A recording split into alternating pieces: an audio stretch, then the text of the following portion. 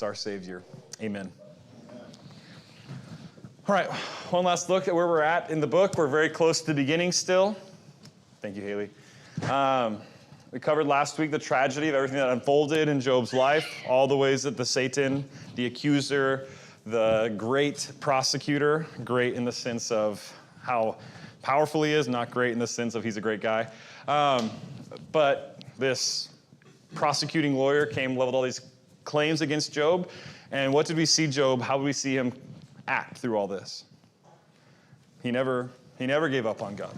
And we're going to see, you would think that that's the worst of it, and it probably is, his wife abandoning him and all the things he suffered, but it doesn't let up. In the rest of this book, we're going to see, here this week we'll look at his response, and then the rest of the ensuing book we'll see his continual suffering through debate.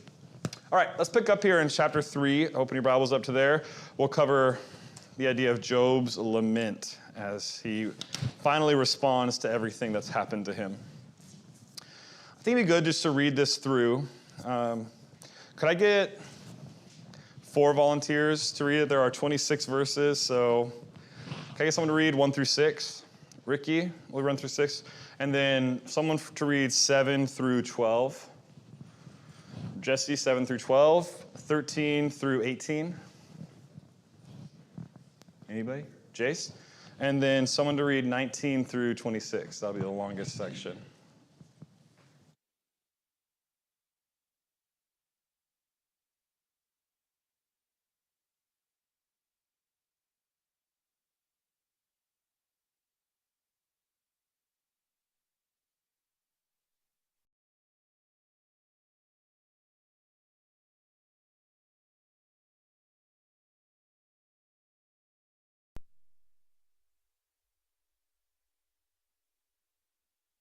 In which it was said, a male child is conceived. May that be darkness, may God above not seek it, nor the light shine upon it. May darkness and the shadow of death claim it.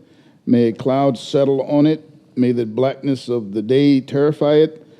As for that night, may darkness seize it. May it not rejoice among the days of the year. May it not come into the number of the months. Behold, let that night be barren. Let no joyful cry enter it. Let those who curse it curse the day, who are ready to rouse up Leviathan. Let the stars of its dawn be dark.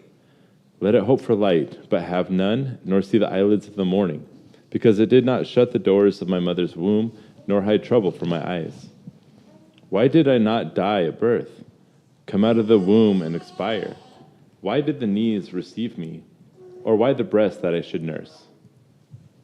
For now I would be lying down in peace. I would be asleep and at rest. With kings and rulers of the earth, who built for themselves places now lying in ruins, with princes who had gold, who filled their houses with silver. Or why was I not hidden away in the ground like a stillborn child, like an infant who never saw the light of day? There the wicked cease from turmoil, and there the weary are at rest. Captives also enjoy their ease. They no longer hear the slave driver shout. The small and the great are there, and the slave is free from his master. Why is light given to him who suffers, and life to the bitter of soul, who long for death, but there is none, and dig for it more than for hidden treasures?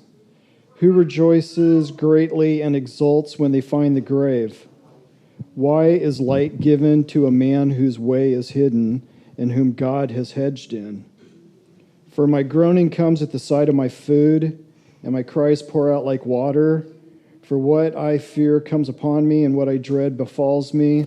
I am not at ease, nor am I quiet, and I am at rest, but turmoil comes. Thank you, guys. All right. This is a heavy section. I mean, everything's been heavy so far, I suppose, but to hear Job cry out and respond is painful. And this is where the poetry of the book starts, and most of the rest of the book will be in poetry like this. So it's good to notice that and to pay attention to it. So why does Job wish that he had never been born? And how is this different from simply wishing to die? This is a cheery question to start class with. But Why does Job wish he had never been born, and how is this different from simply wishing to die? We're just getting right into it. Any thoughts? Oh, go ahead. Well, there's a difference between not being born and wishing to die, because not being born, he would not have to go through the pain and suffering, and then the grief of the loss of his family. Yeah. And so if he'd never been born, he'd never have to go through that. Yeah. Yeah, so that's a great observation. That's on the face of it, like he would never have to have suffered all these things. And all the things he's been through would have never happened if he had never been born. Good. What else? How else does it differ?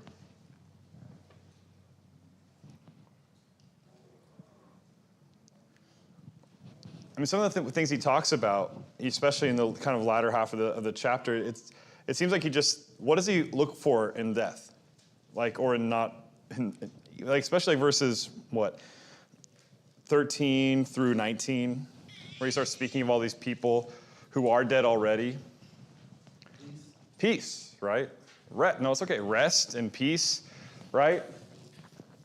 And that would be the same in his mind as if he just died. And so I think you're right, Judy. There is a significance to this that he would have never suffered in the first place.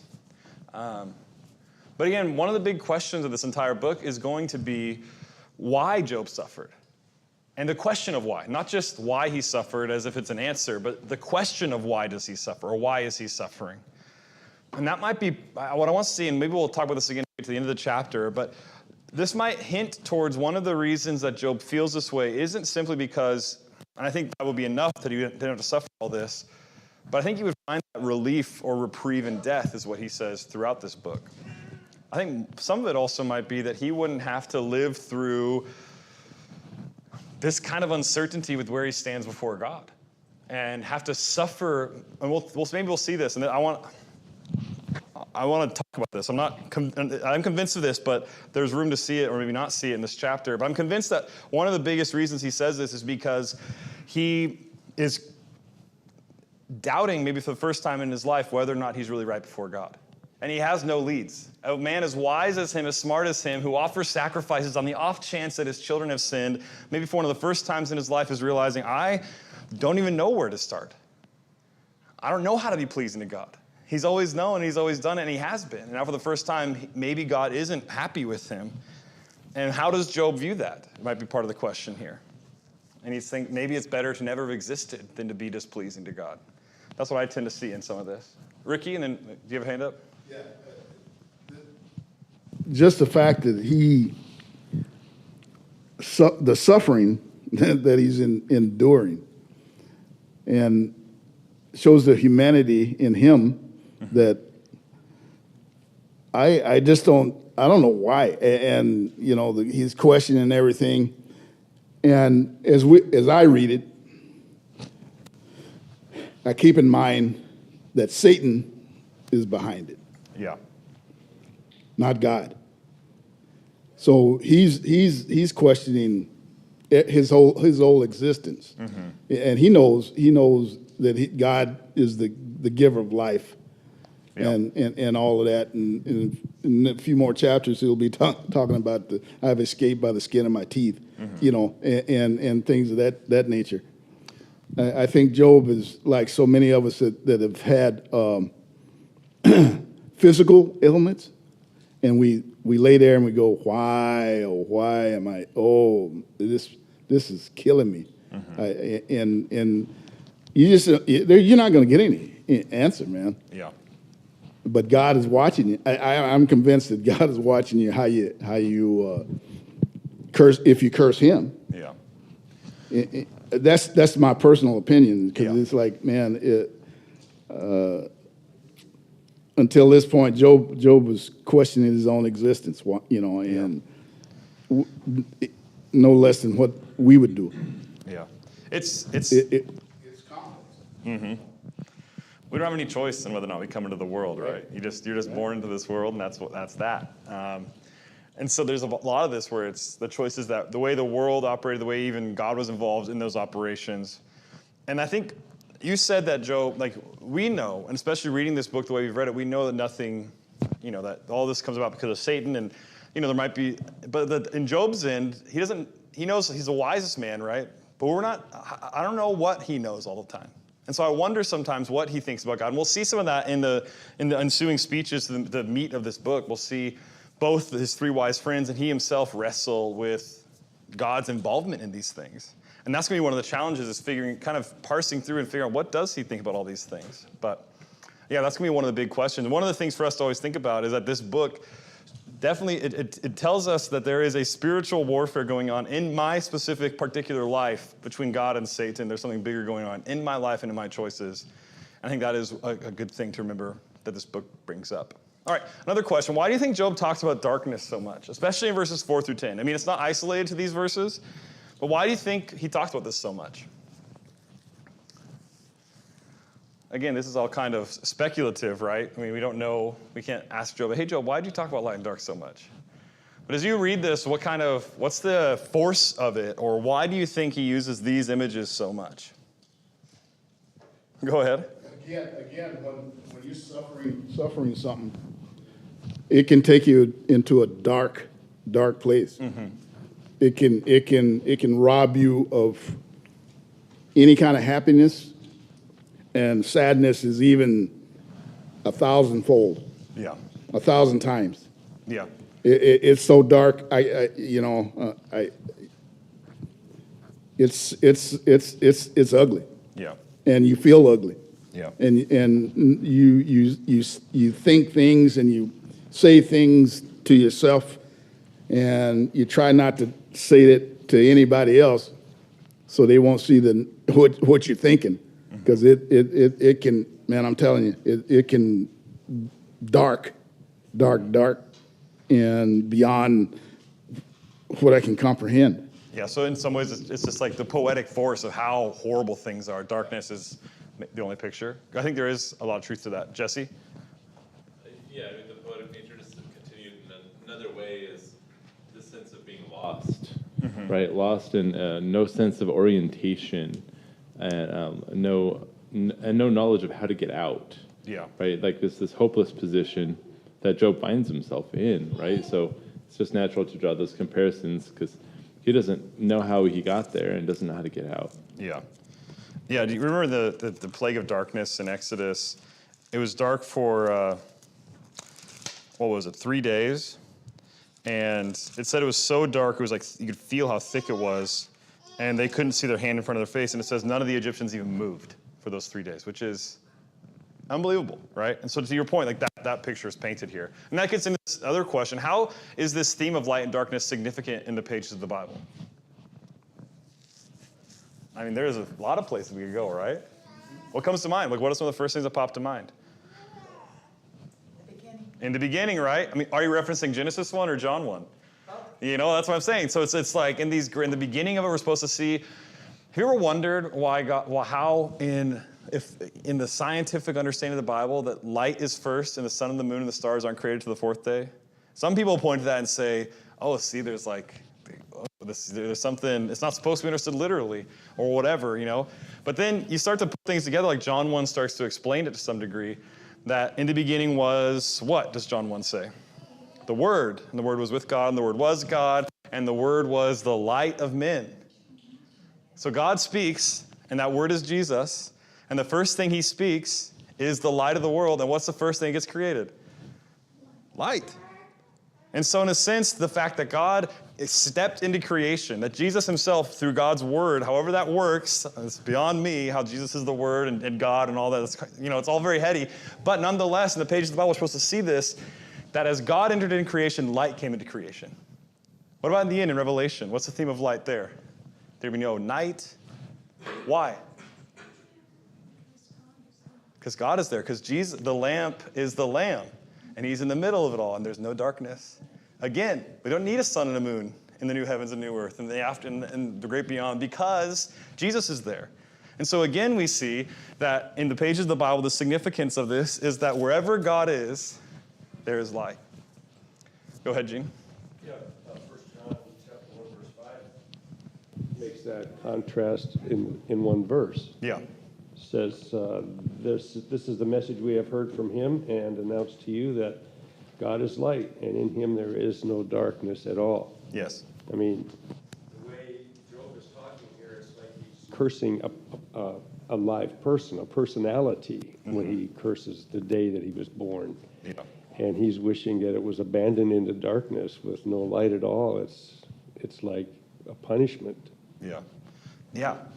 And I think part of it is like, in the scheme, when you see the page, the idea of light and darkness in the whole Bible, it's almost like, I wish the day of my birth had never come before God, or God had never been involved with it. It's almost like, it's not just like this horrible time, it also has this force, and in the themes of the Bible, it seems like, again, if Job is aware of all this, right? But when you read it in the pages of the Bible, you start to think like, it's almost like he doesn't want any involvement from God because he's so overwhelmed by all of it.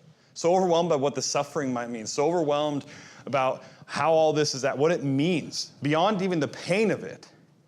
The pain is enough. But if you are convinced, and it has been true your whole life, that if you're pleasing to God, that your life will go well, and one day it all comes to a screeching halt with no good reason that you're aware of, it's not just the suffering that gets you. It's the great question of, what have I done? Why is this the case? And he has this confidence all the while that he hasn't done anything wrong. So it's even more perplexing. And so it's not just that he wishes to die, but it's that he wishes that he'd never been born, because then he wouldn't have to face this great crisis of not just pain and suffering, but also who he is and what it means to be pleasing to God. And that is like, maybe we haven't thought about it consciously, but I think we all deal with thoughts like that on some degree, on some level, where we wrestle with my standing before God. If we really, maybe in the pillowing our head at night and wondering and dwelling and meditating upon it, or out in nature, or wherever it is that we get these moments where our mind's clear. We have versions of this, I think, where we wonder about God's mind for us, And I think that's one of the things Job's really wrestling with this, in the dark night of the soul. Anyway, not to get too poetic or dramatic, but I do see a lot of that in here. Anything else about light and darkness before we move on? It's a really fun, like, thematic study to do in the pages of the Bible, to just look up all the times light and dark come up and to kind of just like thread them all together. It's pretty powerful. All right, who all does Job mention as those who are sleeping and resting in verses 13 through 19? You can just shout them out. Who does he mention? Kings, counselors. What else? Princes. What else? Infants, right? Mine says the miscarriage. The wicked. Yep. The prisoner. Yeah. Well, yeah, the prisoners that don't hear the voice of the taskmaster, right? And then even the small and the great are there. The slave is free from his master. In what ways do you think Job relates to all these people? Or longs to relate, maybe? Or why does he bring it? Why does he go through all these people and say, I'd love to lay down and be with these people like this and all that? What do you think?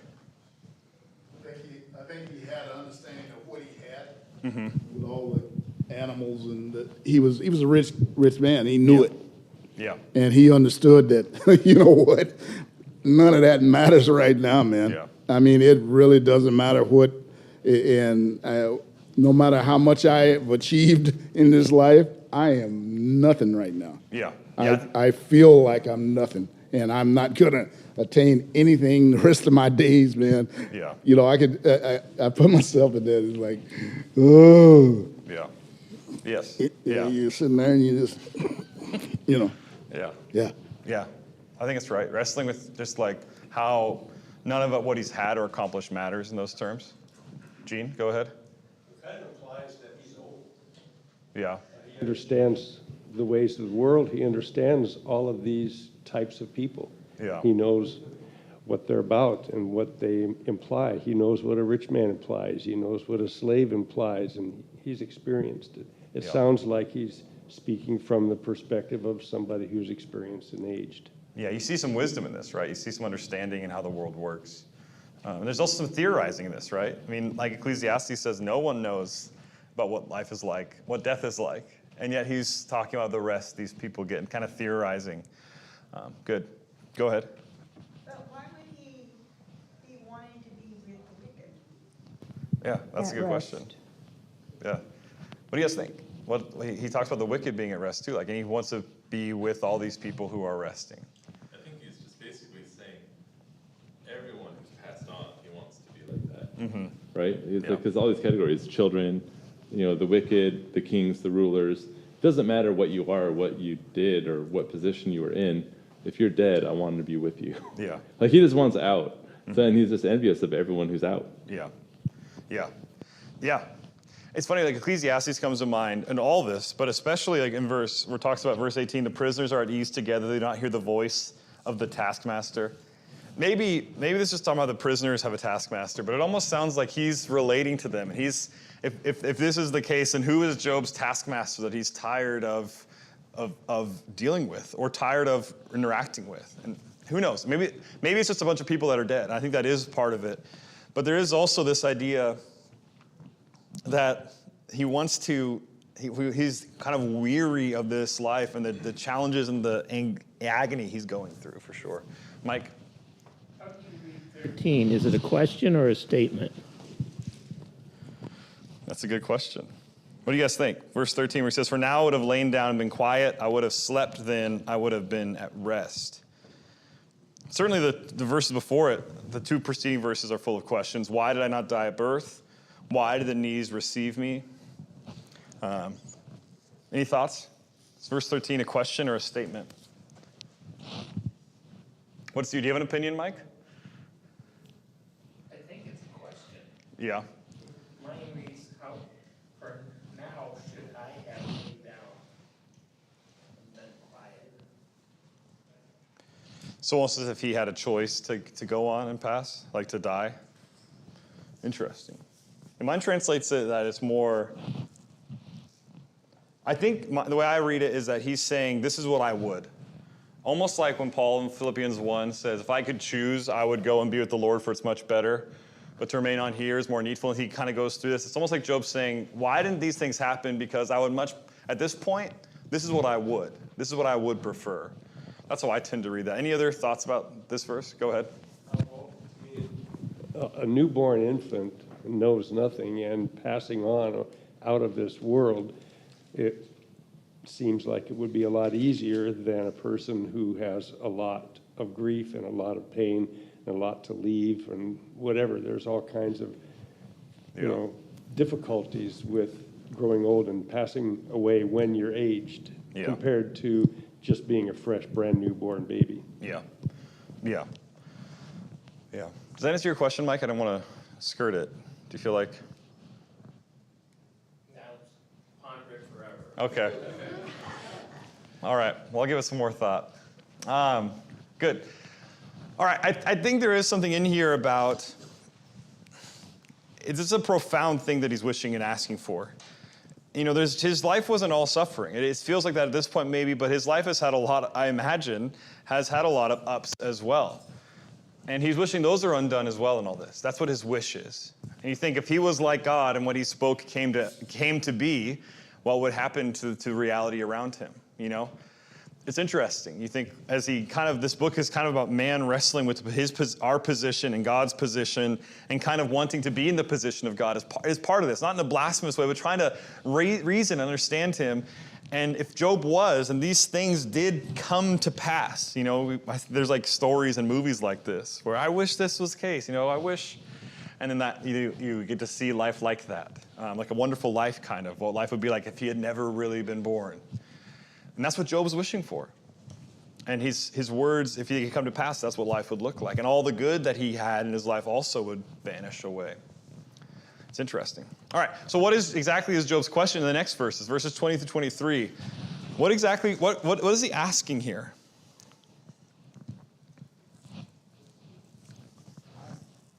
Huh? Why was life given? Yeah, so why? I think to a certain point, he's questioning God. I mean, and that, again, that's speculation on my part, but you see the story starts, mm-hmm. and as you see until God starts to answer him and his friends, mm-hmm. he's only human. Yeah. And he's making statements that this is what my life has been, this is where my life is now, and I don't like this at all, and I don't know why, and he never can answer it. Yeah, he thinks he can answer it. His friends think they can answer it. Certainly. but God is watching him. That's my understanding of the whole book. And I mean, I can sum it up as like he's going, I don't know what his demeanor is, listening to him, but he's probably just going, okay, well, Yeah, I don't think I respect that. He certainly is starting to question God here. And to what degree, how serious it is, that's the question we have to ask. But yeah, so he's asking why is he alive, but he's actually even asking a more specific version of that question. What does it say in verses 20 through 23? What's the picture of it? Look at verse 21. What's he saying in verse 21? He longs for death, but there is none. And he goes on, he explains further. It's like a reinforcing parallel line. How much does he long for death in the second part of the verse? It's like hidden treasure. It's like he's digging for treasure. That's what he would dig into. He would dig his own grave like he was searching for treasure. That's how much he wants to die. That's a dark picture. He doesn't get much darker than that. And look at verse 22. He goes further. What happens when he would find death? He would shout for joy. That would be a great moment for him. Exult when they find the grave. Why is light given to a man whose way is hidden, in whom God is hedged in? That's maybe where you start to see, not maybe, this is where it gets the most specific. What does that mean? Why is light given to a man whose way is hidden, in whom God is hedged in? What's he saying here? Yeah, it's a waste of light, right? It's a waste of life, maybe, or the kind of the consciousness might be the idea of light here. What else is he saying here? What about the second half? Yeah. Do you define light as God? Mm-hmm. Do you define light as the Word of God? Do you define light as God giving you things? Yeah. If you define light as God's Word, because God gives you a lot of things. Certainly. And if God gives you, as he implies, God has hedged him in, didn't he? According to that, Satan accused God of that. Yet he wishes for him to die. Yeah, I think if you look at verse 20, to your question, why is light given to him who suffers, he says in verse 20, and life to the bitter of soul. There, those ideas in parallel, it seems that life and light, kind of like with Jesus, are wrapped up together. That this idea of light being given is the idea of life continuing to go on. Why is light and life given to the one who longs for death? And there's maybe an absurd question here. There are people who don't want to die, who God takes, and there are people who want to die that God just keeps prolonging their life. What's with that, right? And then specifically with Job, why do I have to keep suffering? And you brought up the other thing he says, whom God has hedged in. What does that mean? This gets us to our next question. This word is rarely used it's used a few times in this book, but rarely used in the whole Old Testament. Where else is it used so far? You mentioned it, Judy. Do you guys know where else this has been used so far? This word hedging or hedge. Satan said he had hedged around it. Yeah, and when Satan said it, it was what? What was the implication? It's a good thing, right? You've been protecting him. It's like, think about it. You built a wall around him. You give him everything he wants. When Job says it, does that sound like it's a good thing? It's interesting, right? It's still a wall, but he views it as a prison. Yeah. And Satan looks at the wall and says, what a gift, you've protected him. I know. And this is actually one of the moments where Job's actually kind of seeing it clearly. He's wrong in some ways, but actually in this lament, in this moment, he starts to ask this question that's kind of the narrator, and using the word hedged in or connecting it to this moment. It almost seems like Job at the very beginning had this moment where the veil got very thin between the heavenly vision and the earthly experience. He didn't know that. But as he considered it, he realized that as he was wrestling with God's action, right? And one of the things, like to put this question together, he doesn't see it as positive. And this is one of the things we have to wrestle with in this book, and I don't want to be anything about this, but as we wrestle with this and see that Satan is the one who accuses Job, and this is what leads to all the calamity, and Satan asks for the calamity to come to Job's life. What Job wrestles with isn't with Satan or the Satan. Maybe he doesn't know Satan exists or whatever. I don't know. But he wrestles with God. And ultimately, in our interaction with the world as it is and as it occurs to us and as we experience it, God is behind everything. right? I mean, even in this book, God allows Satan to engage in these ways. And it seems like as Job suffers, and it is wrong for us to be blasphemous and to accuse God or to blame God for it, but there is a sense in which he is wrestling with the fact that God has even allowed this. And this is one of the things why I think one of the reasons Job is so beautiful is because we get to read someone who has the bitterness, not the bitterness, but the honesty of bitterness, where he has nothing left, and so he has no reason not to be completely honest. And when he has everything stripped away from him, he can actually see it a little clearly, that God has been behind this hedging that's happened to him. God has built this wall. God has done something to him. And Job's trying to figure that out. And that's a hard question to ask. Mike? So is God not letting him die? Is this his question? Well, that's what him and, I think that is. I think that's a between big... him and Satan said to do everything you want to except. Yeah. And so it seems like Job is seeing that God's allowed him everything but to die. The hedge that God's built around him is life to continue, right? That's how I kind of read this, But he sees it as a negative thing. He's talking, why can't I die? Why can't I die? Mm-hmm. I can't die because God's put a hedge around me and won't let me? That might be it. Yeah, I think it is he's starting to see it negative, that God's, in this sense, it's the only grace God has given him is sparing his life. And that's not a grace to him at this point. It's how I tend to see this. Go ahead. He sees that a man whose way is hid, he's got no clue. Yeah. But God won't let him die like he would like to take him out of his misery.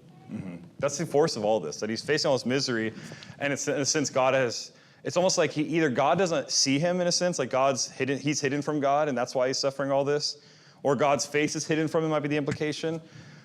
But it's like the only mercy he hasn't received from God is just being allowed to die. Go ahead, Jesse.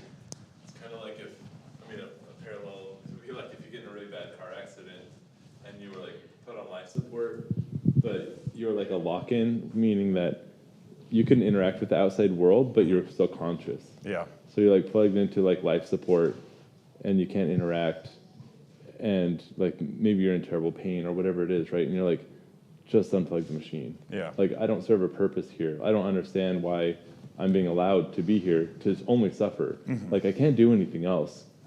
Please unplug the machine. Yeah. Right? That's kind of the desperation level that he's in. Yeah, I agree. I think that's a good analogy. And it's brutal. No matter how and it ought to be brutal. And there's a reason for him, there's a reason this is in our Bibles, right? Because whether or not Job suffered worse than us or not, or we get into these discussions, he suffered certainly a very horrible, awful thing. There is no words to describe how awful and horrific it is.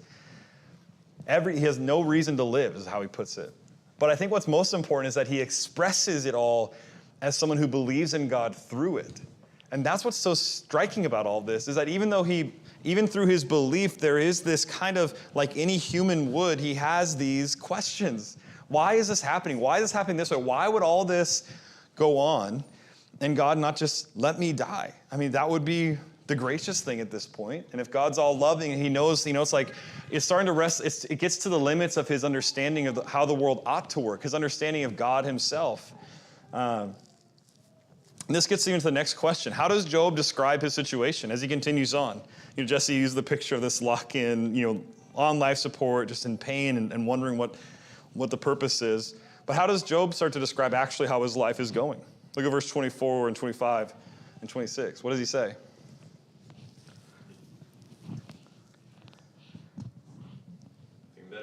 Upon me, and what I dread befalls me. Yeah. And that's the question I want to ask in a second. That's in the center of this, right? All these, what his fear and what his dread might be. But look at verse 24. What's some of the specifics of how he actually lives his day-to-day life? What does it mean that groaning comes at the side of his food? Why is that significant? When you're in the midst of going through whatever you're going through, you can't eat, you can't sleep, you're not doing anything. Yeah.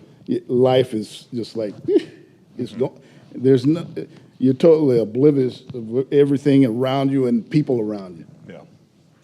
Yeah. And you go through grief, illness, and whatever, man, and you get these questions just like Job, and that's another reason I believe that Job is in the Bible, because we have the same at certain points, we have the same questions, we have the same feelings. At least I did. Yeah. And do.